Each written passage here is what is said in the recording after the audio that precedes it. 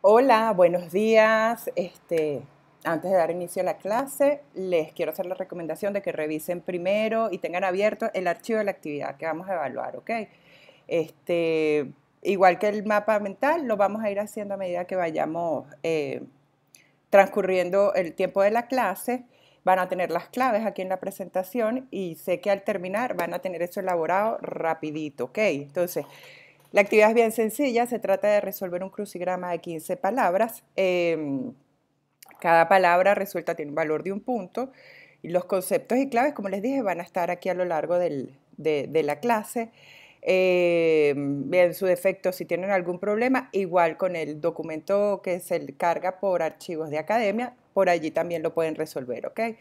Los restantes 5 puntos se van a evaluar con la elaboración de una oración que ustedes van a redactar y que debe cumplir los requisitos que van a ver allí en la asignación de la tarea. ¿Ok? Es un archivo Word, pueden responder sobre el archivo, importante que coloquen sus datos y lo cargan de vuelta otra vez por academia. ¿Ok? Si hay alguna duda, esto es bien sencillo, pero si hay alguna duda, con gusto lo vemos en el conversatorio que nos toca esta semana. Entonces, para empezar, nos encomendamos al Espíritu Santo, en el nombre del Padre, el Hijo y el Espíritu Santo. Amén. Ven Espíritu Santo, llena los corazones de tus fieles y enciende en ellos el fuego de tu amor. Envía tu Espíritu Creador y renueva la faz de la tierra. Oh Dios, que has iluminado los corazones de tus hijos con la luz del Espíritu Santo, haznos dóciles a sus inspiraciones para gustar siempre el bien y gozar de su consuelo. Por Jesucristo nuestro Señor. Amén. Cristo Rey nuestro, venga a tu reino. Virgen prudentísima María, Madre de la Iglesia, ruega por nosotros. En nombre del Padre, del Hijo y del Espíritu Santo. Ok. Iniciamos nuestro tema de hoy.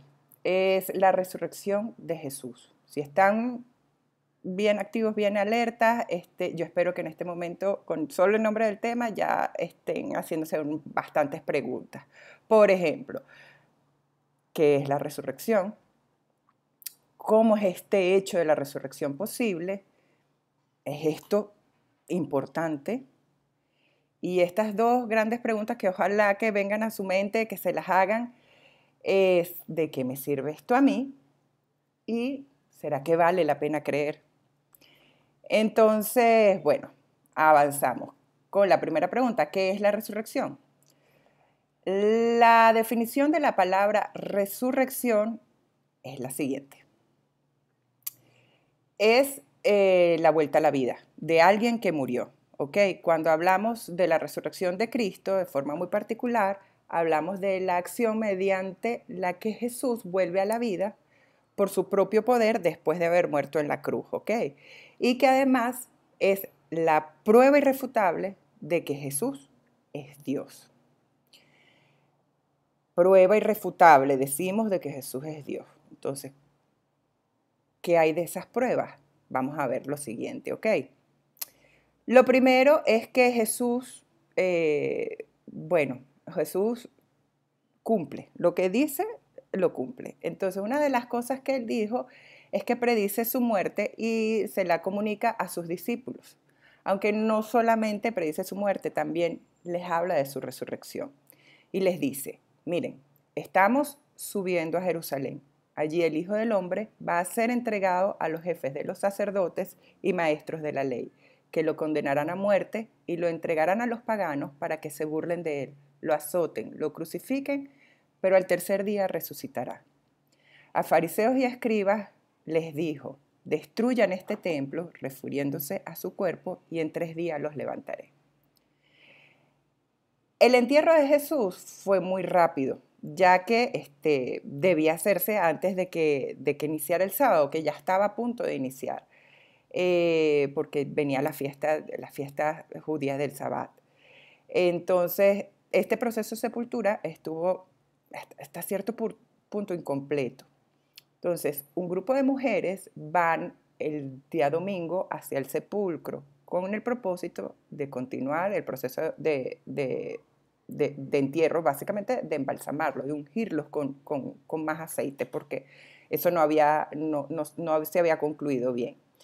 Cuando ellas llegan, encuentran que la piedra que tapaba el sepulcro estaba desplazada y además había un ángel allí que les dijo, no se asusten, buscan a Jesús de Nazaret, el crucificado. Ha resucitado, no está aquí. Miren el lugar en donde lo pusieron. Y al observar el lugar, el sepulcro como tal, el lugar en donde lo recostaron, vieron que estaba vacío. Entonces aquí estamos ante una primera prueba de la resurrección de Jesús. Y a mí yo les llamo la atención en esta primera prueba que hace referencia a la identidad del resucitado. El anuncio que se les hace a las mujeres se refiere primero a el crucificado, haciendo referencia a aquella persona que recién había muerto en la cruz y que había sido sepultado en ese preciso lugar. Y esa persona es Jesús, el hombre que vivió y murió crucificado. Ese hombre que vivió, que estuvo vivo y que murió crucificado es hoy el resucitado. Entonces hay una semejanza allí. El mismo que fue crucificado es el mismo que hoy ha resucitado. Luego tenemos en Mateo 28, del 11 al 15, hace referencia a que los soldados que custodiaban el sepulcro, los habían mandado a custodiar el sepulcro porque temían que a lo mejor los discípulos, por fanáticos, vinieran y robaran el cuerpo. Bueno, ellos salieron despavoridos cuando vieron que esa piedra grandísima, súper pesada, la habían movido y ellos no se habían dado cuenta porque se habían quedado dormidos, salieron corriendo a contárselo a los sumos sacerdotes. Y decirles que Jesús a ciencia cierta no estaba.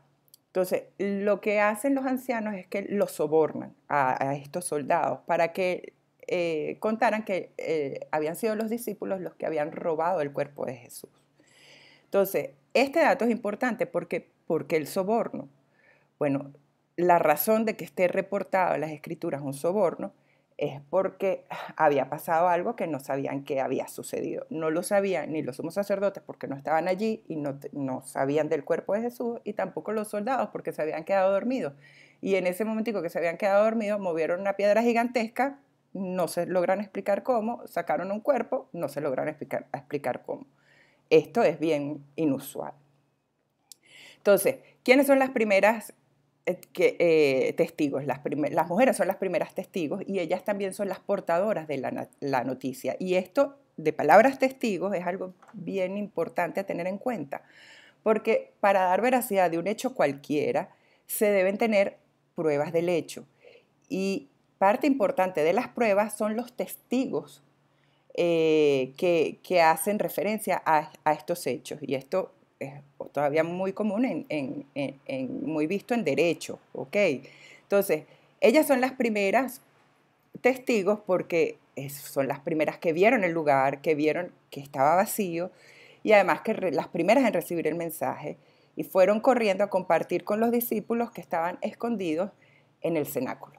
El cenáculo es este lugar en donde ellos se reunían, que hacemos referencia en la primera ocasión en el lugar en donde ellos se reunieron con Jesús para la última cena, que ellos continuaron viéndose allí en el cenáculo. Entonces, Pedro y Juan son los primeros que corren hacia el sepulcro y se encuentran con los lienzos que habían cubierto a Jesús. Entonces, ellos comprendieron que la resurrección anunciada sí se había producido. Y esto es bien importante. Vuelvo y les repito, ya que aquello que había sido anunciado se había cumplido. Otra vez, nuevamente, Jesús cumple lo que dice. Jesús habla en su ministerio de muchas cosas. Habla sobre el reino, habla sobre la identidad de Dios, que es Padre. Nos enseña cómo debemos relacionarnos y convivir como verdaderos hombres. Y también dice un par de cosas bastante importantes para nosotros, que son la resurrección de la carne y la vida eterna. Este último datico está en las Escrituras, dice: yo soy el Dios de Abraham, el Dios de Isaac y el Dios de Jacob, no un Dios de muertos, sino un Dios de vivos. Es decir, aquí queda bien patente la esperanza de la vida eterna. Él es un Dios de vivos, no de muertos. O sea, que la promesa es la continuidad de la vida en el reino, ¿ok? Entonces, ¿qué otras evidencias tenemos sobre su resurrección? Bueno, básicamente es todo lo que nos reporta el Evangelio. Y recuerden, ya hemos estudiado que los evangelios son libros históricos que se refieren a hechos que sucedieron en un lugar y tiempo determinado, con gente real, que marcada por la experiencia de estos hechos comenzaron a transmitir lo que había sucedido y de forma muy especial al protagonista, que es Jesús, aquel que murió crucificado y que ahora había resucitado. Durante 40 días, Cristo resucitado se dedica a dejar muchos testigos. ¿Pero cómo? ¿Cómo es esto? Bueno, debido a sus múltiples apariciones. Las apariciones son todas aquellas repetidas ocasiones en que Jesús se le presenta a sus discípulos después de su resurrección, tanto en Jerusalén como en Galilea. Y este es un dato bien curioso porque recuerden que Jerusalén está abajo en el territorio, está en la parte inferior, en la zona de Judea, y Galilea está arriba, tienen en el medio a Samaria, ¿ok? O sea que el tránsito de un lado a otro se llevaba su tiempito y se reporta que casi de manera simultánea se reunía con grupos de personas tanto en Galilea como en Judea. Ok, entonces este es un dato también bien notorio que habla de unas capacidades diferentes, unas capacidades de este cuerpo resucitado diferentes a las de el cuerpo anterior, por decirlo así. Ok, entonces tenemos ese tema del recorrido de las distancias. Y también incluso se reporta una ocasión en que se aparece frente a aproximadamente unos 500 discípulos a la vez. O sea, imagínense 500 personas afirmando que Jesús está vivo. Entonces hay un encuentro muy bonito relatado en la Biblia donde Jesús se encuentra con dos discípulos que iban camino de Emaús. Ellos caminan juntos, conversan, pero los discípulos no lo reconocen, sino hasta el momento de la cena, cuando él parte el pan. O sea, ellos tenían una sensación de bienestar con la compañía de Jesús, pero no sabían que era Jesús hasta ese momento. Entonces, hay algo aquí interesante de tener en cuenta con el tema de los testigos, ¿no? En el caso de los apóstoles y los discípulos, ellos estaban escondidos y muertos de miedo después de la muerte de Jesús. Ellos no sabían muy bien qué hacer porque habían perdido al maestro, habían perdido a su líder, no entendían nada de lo que además había sucedido. O sea, ellos, imagínense, tuvieron una vida de aventura durante 3 años en los que dejaron todo, dejaron sus familias, dejaron los trabajos, dejaron las casas para vivir al ritmo de Jesús, o sea, una vida deambulando por el territorio y con el propósito más que todo de aprender de él, porque con él y con su mensaje ellos sentían que lo tenían todo. Muy importante, junto a Jesús tenían esperanza. Iban de aquí para allá hablando y ayudando a la gente. Y la verdad es que esta experiencia para los que han ido a misiones es bastante parecida. Yo creo que lo más cercano que nosotros podemos hacer hoy en día a esta experiencia de la vida con Jesús definitivamente es vivir las misiones, ¿no? Entonces, ¿qué pasa en el caso de los apóstoles y discípulos escondidos? Bueno, ¿cuál es la gran pregunta? O sea, ¿cómo volver a la vida anterior después de todo lo que experimentaron? Entonces, digamos que toda esta bonita experiencia se les esfuma, porque ya en el estado de ánimo que ellos tenían, ya la fe brilla por su ausencia, y por eso ahora hay miedo, dolor y angustia y están escondidos, porque realmente ninguno creía que la resurrección era posible, ni tampoco pensaban que eso le iba a suceder a Jesús, o sea, eso era algo que nunca, o sea, era una idea, no era algo que hubiese sucedido.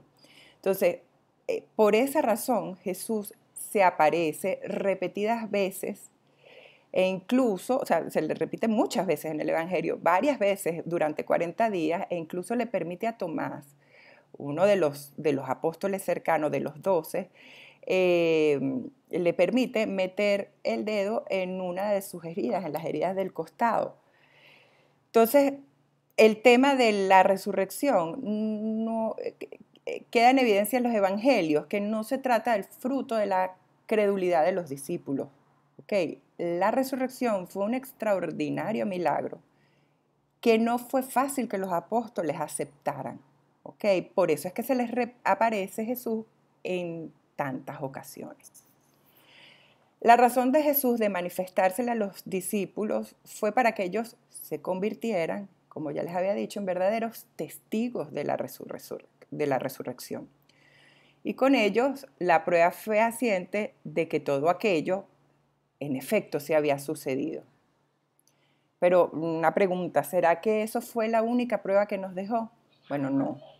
Pero en efecto es la más valiosa. Nuestra fe se fundamenta en el testimonio de los apóstoles, de aquellos que han salido y que salen a difundir la buena noticia en todos los pueblos y las naciones del mundo. ¿Ok? Allí incluimos a miles de santos y santas que han sido testimonios de que Jesús está vivo.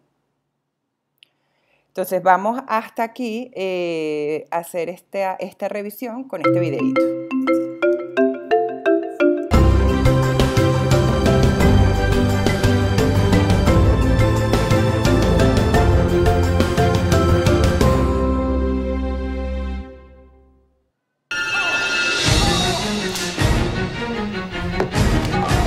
Jesús ha muerto luego de soportar atroces sufrimientos en una cruz. Ha fracasado a los ojos del mundo. ¿Te lo imaginas? Hace apenas unos días una multitud lo aclamaba al entrar en Jerusalén a lomos de un burro. Ahora es sepultado y solo lo acompañan su madre, el apóstol Juan y algunas mujeres. ¿Dónde están los demás apóstoles y discípulos? Escondidos, temen por sus vidas. Algunos, como los discípulos de Emaús, regresan decepcionados a su aldea. Todo se ha acabado para ellos. Pero lo increíble ocurre al amanecer del tercer día. El cuerpo de Jesús ha desaparecido. Unas mujeres piadosas han ido a embalsamarlo y encuentran vacía la tumba. ¿Ha sido robado? No. Los apóstoles son los primeros sorprendidos al enterarse de la noticia por las mujeres. Pedro y Juan corren a comprobarlo. Ven las telas que han cubierto su cuerpo, pero de él ni rastro. No lo dudan. El Señor ha resucitado tal y como había prometido. ¿Resucitar? ¿Quién lo creería? Solo el que lo viera. Durante los 40 años siguientes a su resurrección, Jesús se aparece varias veces a sus discípulos en Jerusalén y en Galilea. Lo ven, lo tocan, come con ellos. Corre la noticia. Algunos no se fían. El apóstol Tomás necesita meter los dedos en las llagas del Señor para creer. Ahora ya no dudan. Jamás se oyó que un muerto se dé la vida a sí mismo. Solo Jesús podía hacerlo porque es omnipotente, porque es Dios. ¿Ves por qué la resurrección es la prueba definitiva de la divinidad de Jesucristo? Lo han visto a lo largo de 40 días, ya creen en Él, ya son testigos, van a presenciar ahora otro gran acontecimiento: la ascensión. Jesús se despide de sus discípulos y se eleva al cielo. Se va, pero no nos abandona. Nos envía al Espíritu Santo, la tercera persona de la Trinidad. Habita en nuestra alma por la gracia para ayudarnos a vivir como cristianos, imitando a Cristo. La resurrección de Jesús es también un anuncio de nuestra propia resurrección. Será al final del mundo, cuando Jesús vuelva glorioso a la tierra para juzgar a vivos y a muertos. Miguel Ángel pintó lo que sería el juicio final. A este lado están los que amaron a Dios, se arrepintieron de sus pecados y se salvaron. Gozarán para siempre, en alma y cuerpo, de la felicidad del cielo. Y aquí vemos a los condenados por sus malas obras. ¿Qué nos sucederá inmediatamente después de morir? Seremos juzgados por Dios. Es el juicio particular. El alma recibe ya el premio o el castigo según sus obras. ¿Te imaginas una felicidad que nunca acaba, libre de toda pena? ¿Cómo será?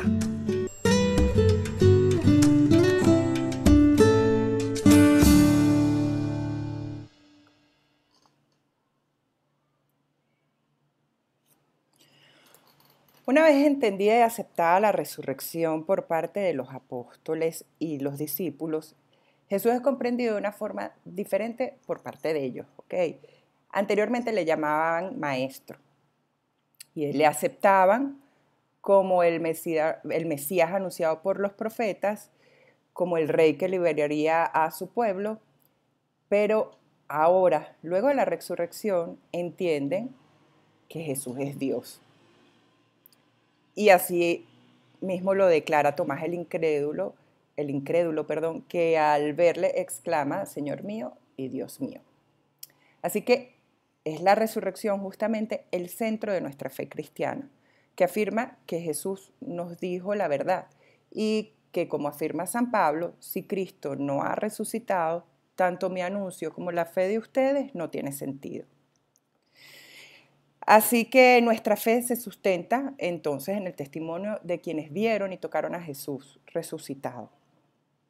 Entender esto requiere una disposición interior humilde y abierta a la verdad, entendiendo que el Señor siempre acude en auxilio de la debilidad humana, así como acudió a Tomás.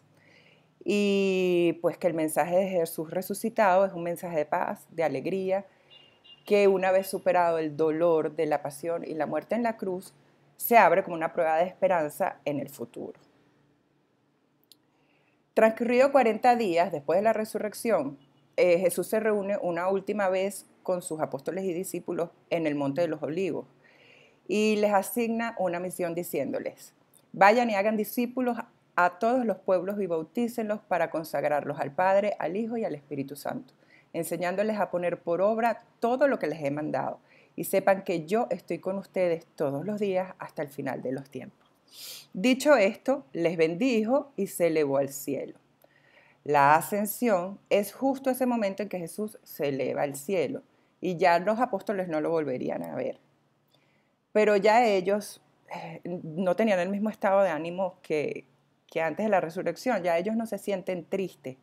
Los discípulos se regresan a Jerusalén con gran alegría, porque ya habían entendido y estaban bien seguros de que Jesús iba a estar con ellos hasta el fin de los tiempos.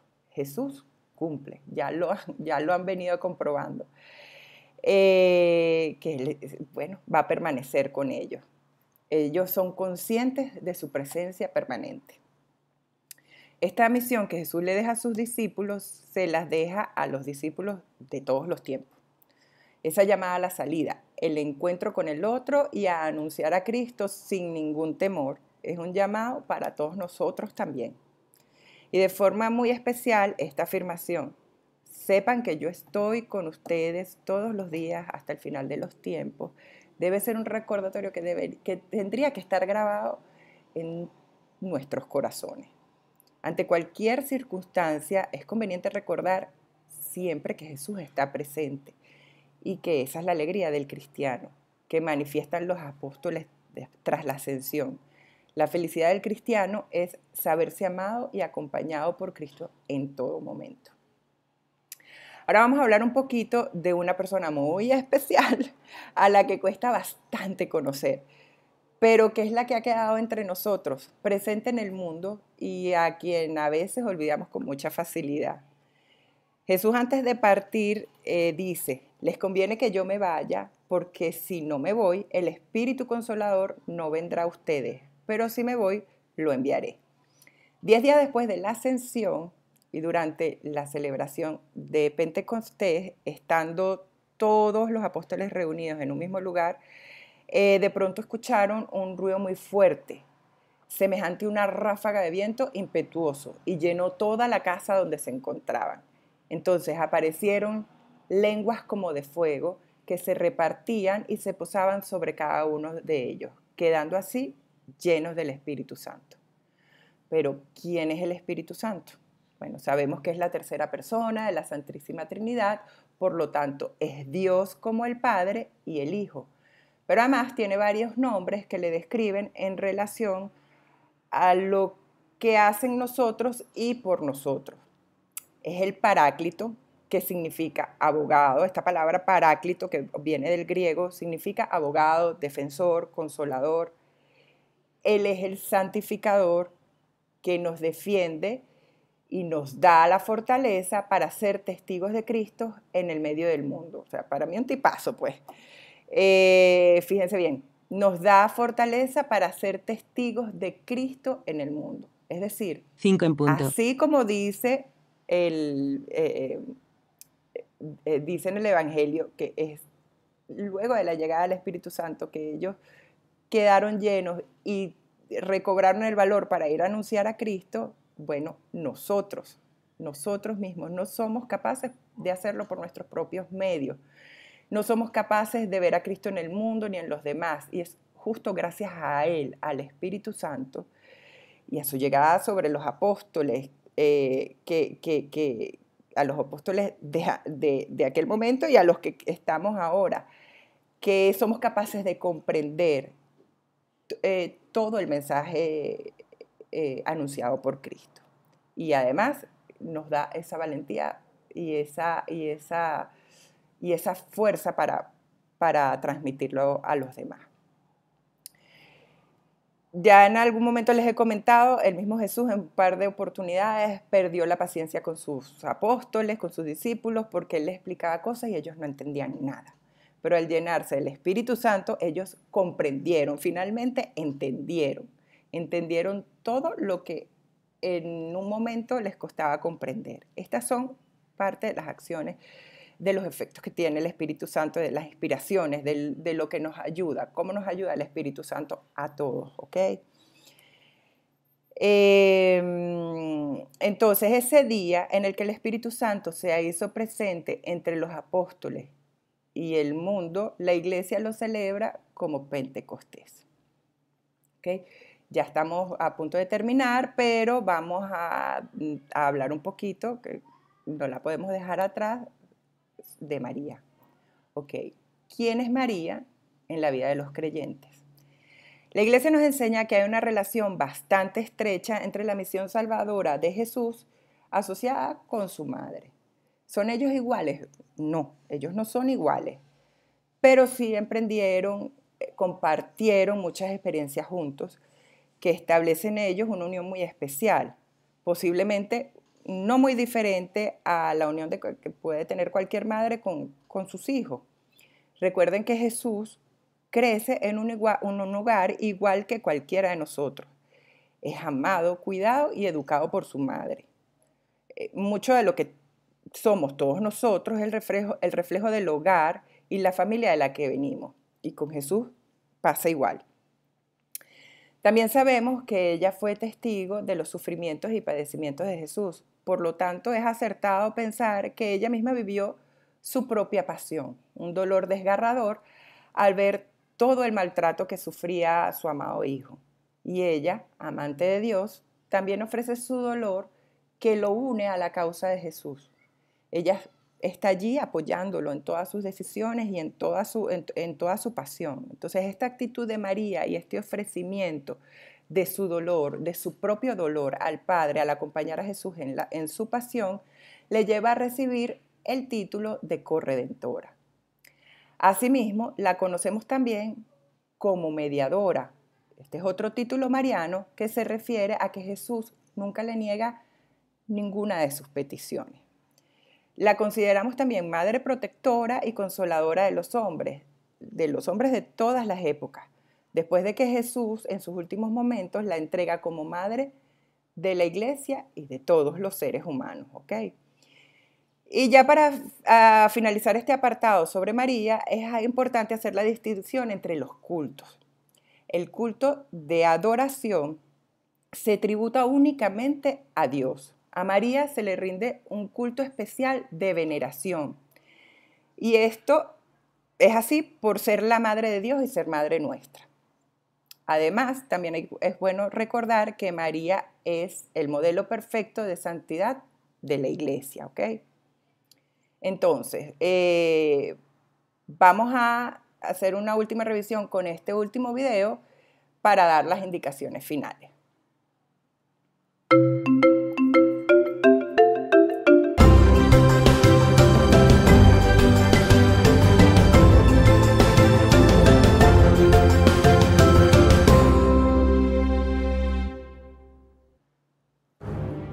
Al tercer día de la sepultura de Jesús, al amanecer del domingo, algunas mujeres se dirigen a su tumba. Al llegar, el asombro se apodera de ellas. La piedra que la cerraba ha sido corrida. Un ángel les dice: "No está aquí, ha resucitado". Inmediatamente avisan a los apóstoles. Pedro y Juan corren a comprobarlo y ven el sepulcro vacío. Jesús, el Mesías, ha resucitado. El Evangelio de San Juan describe la escena con vivo realismo. La sábana permanece tal y como había sido colocada, envolviendo el cuerpo de Jesús. A un lado está el sudario que envolvía su cabeza. Pero ya no contienen nada. Están aplanados, huecos, como si el cuerpo de Jesús hubiera pasado a través de ellos. Según una larga tradición, estas telas se conservan aún. Se trata de la Sábana Santa de Turín. En ella se han descubierto, impresas en negativo, las huellas de la flagelación y de los clavos de un crucificado. La sangre es la más común de la raza judía. Contiene polen de plantas propias de Judea y muestra múltiples perforaciones correspondientes a una corona de espinas. La segunda tela, más pequeña, es el Santo Sudario conservado en la Catedral de Oviedo. Muestra el mismo tipo de sangre, polen de Israel, iguales orificios de espinas e incluso restos de mirra y áloes, el ungüento con el que, según relatan los evangelios, se embalsamó el cuerpo de Cristo. Los datos científicos permiten creer que son los lienzos usados para amortajar a Jesús. El milagro de la resurrección es el fundamento de la fe en Jesucristo. Es también la raíz de la esperanza cristiana y la verdad histórica por la que entregaron su vida tantos miles de mártires a lo largo de los siglos. Como dijo San Pablo, si Cristo no hubiera resucitado, vana sería nuestra fe. Pero realmente el Señor ha resucitado y vive para siempre. Lo sabemos por tantos testigos que nos transmitieron esta verdad y entregaron su vida por ella.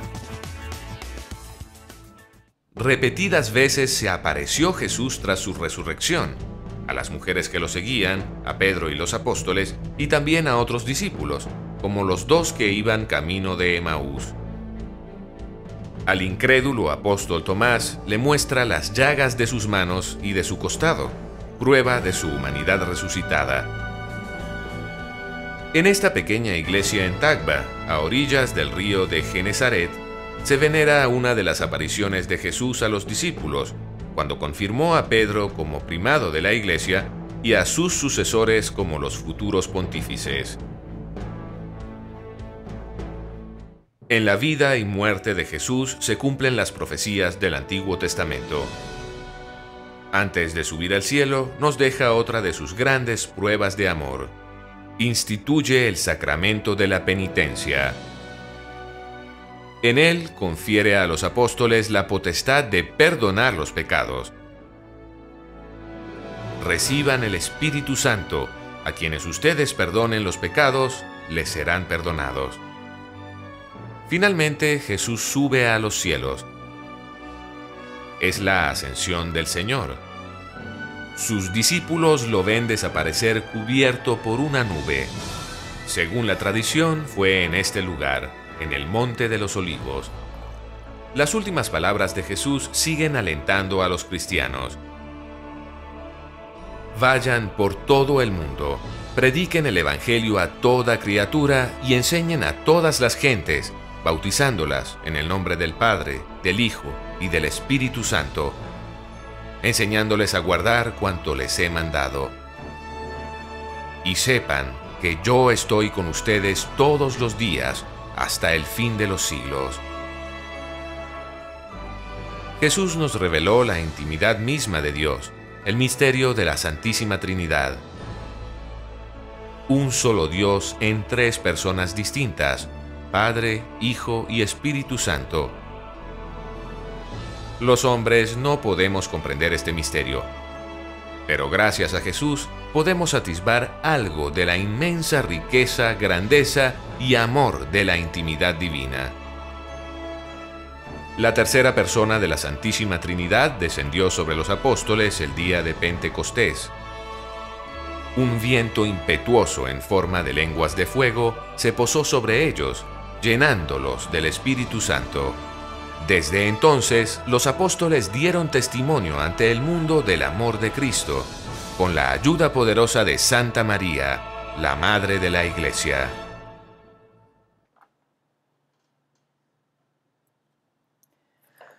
Bueno, chicos, les agradezco mucho y les encomiendo. Ya vieron que por aquí dejé todas las palabras escritas que van para el crucigrama. Di todas las claves que aparecen en la hoja de la asignación. Por favor, redacten esa oración con mucho cariño. No sean repetitivos con las palabras. Construyan bien bonita esa oración, ¿ok? Pónganle, bueno, póngale su carga, sus emociones, sus buenos deseos o sus intenciones, ¿ok? Ustedes escriben cosas bellas, yo lo sé por esas tareas que a algunos les parecen fastidiosas, pero yo me las disfruté un montón. Los conocí mucho con ellas y estoy muy agradecida por haber tenido la oportunidad de leer cosas tan hermosas. Quisiera que me regalen todos una oración bien bella con sus intenciones para su propia vida, para un familiar, para el país, para el mundo, aquello que los mueva. Ok, la gran mayoría, quiero felicitar, trabajaron espectaculares los mapas mentales, o sea, aprovecho para decírselos porque de verdad quedé muy impactada, muy, muy sorprendida de la calidad de trabajo. Estoy muy contenta porque di muy buenas notas, es lo que yo quería. Por favor, hasta el momento que grabé el video, hay algunos compañeros que todavía no han entregado. Esa actividad vale el 30%, al igual que esta del crucigrama. No desperdicien notas, chicos, por favor. Terminen, concluyan las actividades y mándenmelas. No pierdan la oportunidad de mejorar las notas. Hay muchos que necesitan aprovechar. Ok, entonces vamos a ponerle esfuerzo y cariño. No tengo para el momento en que grabé este video, no tengo el horario de la semana, pero supongo que va a ser igual que la primera semana que nos vimos. Vamos a agendar un conversatorio para responder cualquier duda que puedan tener sobre el tema. Espero que haya dudas, que conversen conmigo y para darle un cierre final a la clase.